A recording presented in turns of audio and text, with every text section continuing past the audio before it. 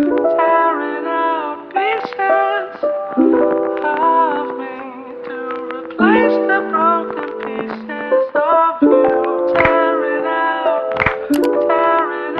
Hello, wealthy family, and welcome to today's Mindset Monday video. Thank you so much for coming and sharing some time with me. I love and appreciate you all. So today we are talking about why we should deal in knowledge and knowing instead of believing, okay? And of course, it's always tailored and based off my own experience in life because that's all I can share with you, right? My journey. But before we do so, I want to go ahead and pick the winners. All right, I'm going to shake it up. The winners for our giveaway for the book from our 12 Universal Law series. I appreciate everyone who commented and entered and who followed through. And good luck to everyone who entered. So, y'all hear it? Y'all hear it? It's shaking up, okay? Random. And the winner is dun, dun, dun, dun, Yali. Okay, Yali. So congratulations to you. Y'all can't see that. There you go. Congratulations to you, Yali. Text me. I know we text back and forth, so just text me your address and I will get that shipped out to you as soon as possible. So, today's video, why we should deal in knowing and not belief. For a long time, I believed certain things. I did things because I believed they were the right things to do. I believed that that's what I was capable of doing because that's all I had ever known. Okay, that's all I had ever been exposed to, rather.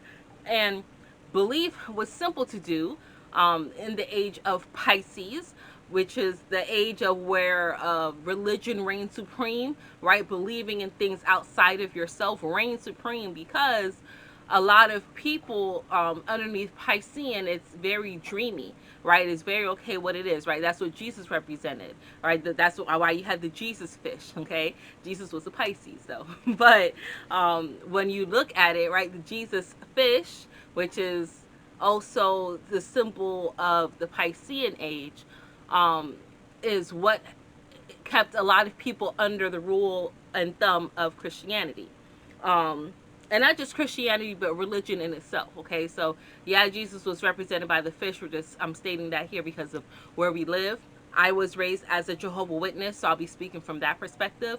But just religion in general was ruler during the Piscean age, right? It's the age of belief. I believe, I believe, I believe, right? But now we are in full swing of the age of Aquarius, which is the age of information, the age of knowledge, the age of knowing, okay?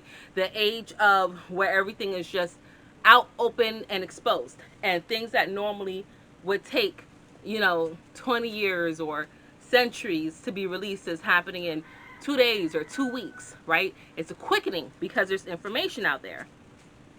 When I was a Jehovah's Witness, there were many things that was instilled in me, but one thing that they always would say is, do your research, right? The witnesses always used to tell us, do your research, right? You don't believe us, do your research. The reason why we don't celebrate Jesus' birthday, Christmas time, is because the shepherds were out, and that region, gets cold, and the shepherds would not have been out if it was winter time, right? Do your research. And I would research and I'd be like, oh, they're right, right? They're like, oh, we don't celebrate birthdays because although Jesus explicitly didn't say it, he did celebrate birthdays, but the only two birthdays that were recorded of him attending in the Bible, people died. So, what does that tell you? You don't really want to go to a birthday celebration, right? Lest you get killed. So, there's a lot of things that they always would say, do your own research. And there was enough truth sprinkled in the religion of the witnesses to have you really, really believe. Be like, okay, this is the truth, which is what the witnesses would call it, right? Their religion is the truth. That's the nickname. And that's very funny, right? The subconscious playing the on your psyche. But, they would be like, oh, this really is the truth. This is what it is. But in a lot of my research, there were some things that wasn't addressed that they didn't believe in that I would say, hey, in my research, I also found this.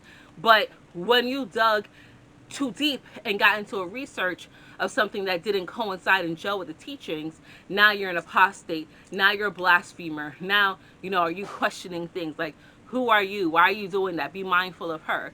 And the thing that really, really threw me for the loop, that made me say, you know what? I can no longer put my whole heart and soul.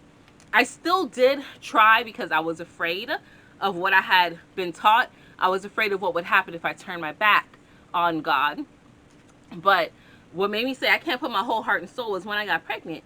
And I'm like, the person who introduced me to sex, who showed me some of the things, like, they doing it too, but they just didn't get caught. Like, I guess they weren't fertile. And, you know, now you're an elder's kid. So as an elder's kid, now you have this certain air. And she just kind of shied off. And nobody said anything to her. And I'm like, but she's quote unquote guilty too, right? And they asked a lot of questions. I wasn't baptized, so they couldn't really question me too much about my sex voice, but they asked me, you know, how many times did I have sex and was it enjoyable and what, like, I was like, listen to me. I was like, I had sex once, I got pregnant, I'm having this baby.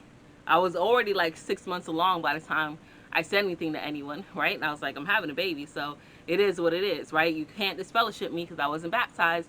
But that feeling, I just said, you know what? I don't care what they say. I don't care what the guidelines are. I know this is false. I know that this isn't right. I know that y'all grown ass men should not be sitting here questioning me, 16 years old, about how many times I've had sex. Did I enjoy it? Do I plan on being with this person? All this other foolishness. I'm 16. Like, seriously? Get on my fucking face, right?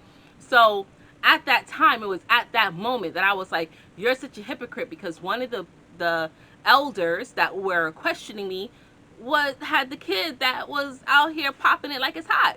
You know what I'm saying? Like, not dropping it. It was popping it like it was hot. Right? And I'm like, you just don't know who your kid is. So, you know what? I'm good. Like, take the straw out your own eye before you try to pull the rabbit out of mine.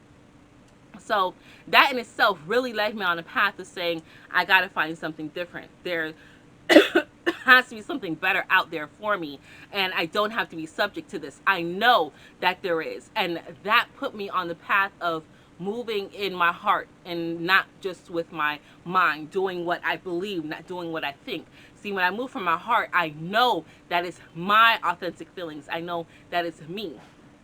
And when I moved from South Florida to Central Florida, where I am now, there was like a couple of months where I was trying to still put up the facade, but it didn't work out very well at all. Like, it was without a very short period of time that I went on with the facade before my now husband, was like, bitch, stop. And I stopped. I let it go, right? But I had to start doing what I knew was right? I even changed my name. My last name now has no in it, right? Because I just shed those beliefs so much. I was like, I cannot move in this belief anymore, in this BeLIEf. I can't move with this lie, because it was so easy to have the wool pulled over my eyes and just be told to shove along and do what I'm supposed to do, even though it was going against my mental construct. And I bring all this up to say, there's so many people that are doing things that they believe they should do for whatever reason, instead of doing what they know would make them happy, instead of moving in the energy of knowing that if they did XYZ, they would live a more fulfilled life, right? They're allowing themselves to be triggered by these lies that go against their beliefs or their happenstance, right? So I want to pull up a screenshot, right? Because I was watching the news. Now that school's in session, I watch the news in the morning for traffic and weather. And they were talking about mental health diseases. Now, they said in COVID-19, there has been an uptick of mental health cases.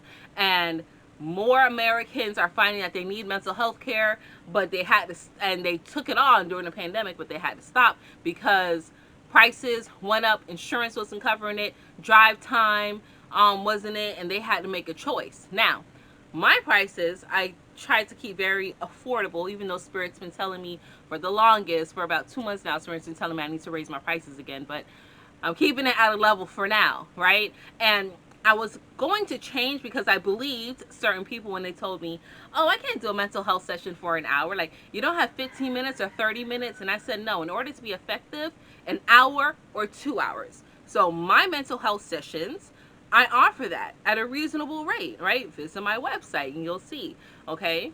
But for my mental health sessions, we always dig deeper. We get to the root of the issues, and I always leave you with homework to do certain things that, when applied to your life, it'll help you grow.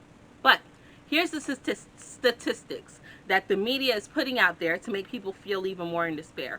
Mind you, more and more people feel they need mental health care. They feel they can't get it because insurance won't cover it, job won't cover it, gas is too much, and the mental health industry is rising their prices.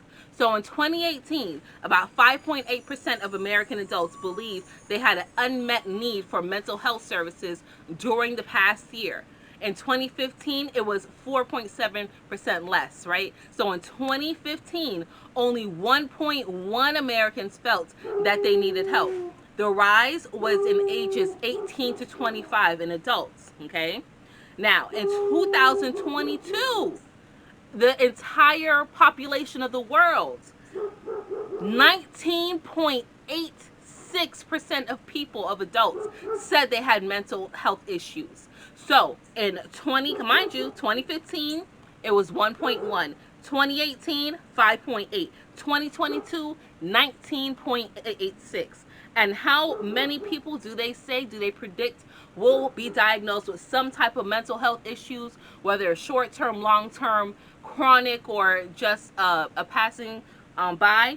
More than 50% of adults will be diagnosed with some type of mental disease. And you know what? No one is getting the care that they need. I'm sorry.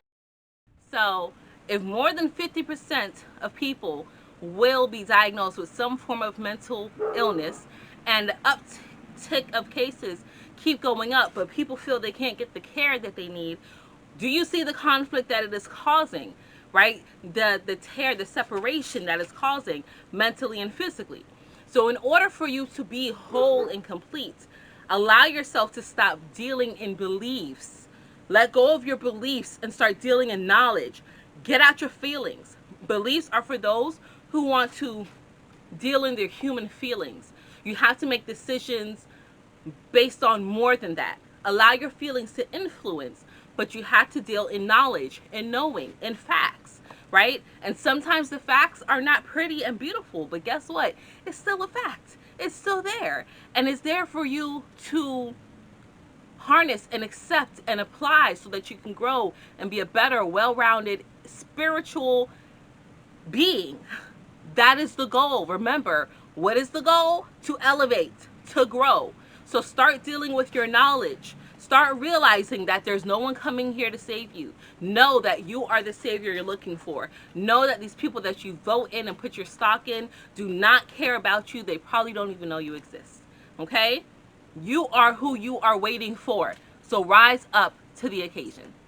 All right, wealthy family, that's all that I have for you today. I love and appreciate you all. I look forward to connecting with each and every one of you on Thursday. Congratulations again to the winner, and thank you for everyone who rocked out with me. We'll be doing another series later on this year. But until then, stay alert, stay aware, and live in love.